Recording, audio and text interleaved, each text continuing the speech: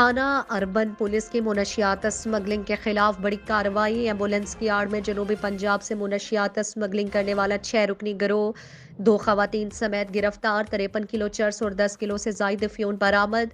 شاہینوں کا شہر سرگودا سے ہمیں رپورٹ کر رہے ہیں ہمارے senior journalist C1 news M Ehsan الحق۔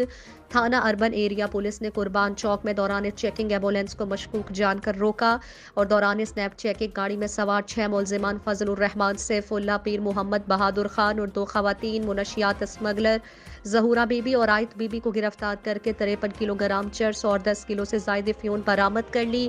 DPO سرگودا محمد طارق عزیز نے DSP سٹی سرکل محمد ناصر عباس شیخ کے ہمراہ پریس کانفرنس میں بتایا کہ ملزمان یہ منشیات خیبر پختونخوا کے علاقے سے لے کر پنجاب کے مختلف علاقوں میں فروخت کرتے تھے، جن کے خلاف منشیات اسمگلنگ کی دفعات کے تحت مقدمہ درج کر لیا گیا، جبکہ اسمگلنگ میں استعمال ہونے والی ایمبولینس کو بھی قبضہ میں لے لیا گیا۔